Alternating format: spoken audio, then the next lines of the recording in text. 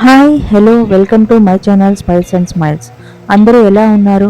ఈరోజు మనం వంకాయ టమాటాతో కొద్దిగా బఠానీ వేసి చాలా టేస్టీగా ఉంటుంది. చపాతీల్లోకైనా అన్నంలోకి చాలా బాగుంటుంది. ఆ రెసిపీని ఒకసారి చూసేద్దాం. సో ముందుగా నేను కొద్దిగా ఒక 3 వంకాయలు, ఒక 2 టమాటాలు, ఒక ఆనియన్, మీడియం సైజ్ ఆనియన్, ఒక 3 పచ్చిమిర్చి తీసుకున్నాను. కొద్దిగా ఒక హాఫ్ కప్పు బఠానీ తీసుకున్నాను. ముందుగా ఆనియన్ని పీల్ తీసేసి చిన్న ముక్కలుగా చాప్ చేసి పక్కన పెట్టుకున్నాను. అలానే పచ్చిమిర్చిని కూడా సన్నగా చీల్ చేసేసి ఒక 3 ముక్కలు చేసేసి పక్కన పెట్టేశాను.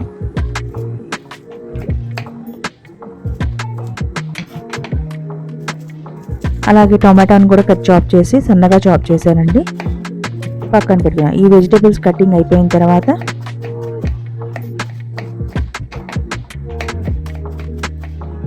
స్టవ్ మీద ఒక ప్యాన్ పెట్టి దానిలో ఆయిల్ వేశాను. ఆయిల్ బాగా హీట్ ఎక్కిన తర్వాత పోపు దినుసులు వేశాను. అలాగే కొద్దిగా కరివేపాకు వేసి చాప్ చేసి పెట్టుకున్న ఆనియన్, పచ్చిమిర్చి వేసేసి కొద్దిగా సాల్టు, పసుపు, half spoon salt, half spoon పసుపు వేసేసి ఆనియన్ కొద్దిగా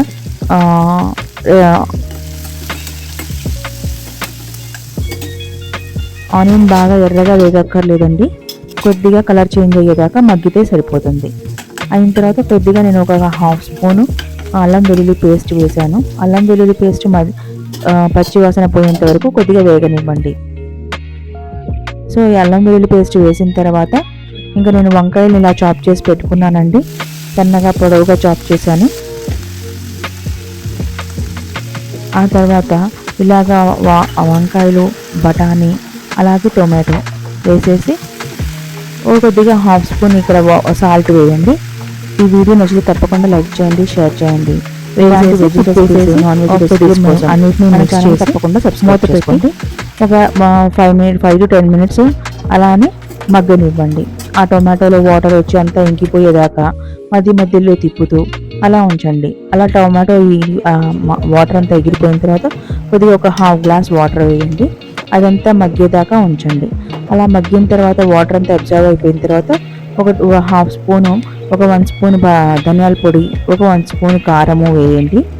కొద్దిగా మిక్స్ చేసి మూత పెట్టి ఉంచండి. ఇలా మూత పెట్టి ఉంచడం వల్ల స్పైసెస్ అన్నీ కరిగి పడతాయి. ఇంకా ఫైనల్గా కొత్తిమీర వేసేసి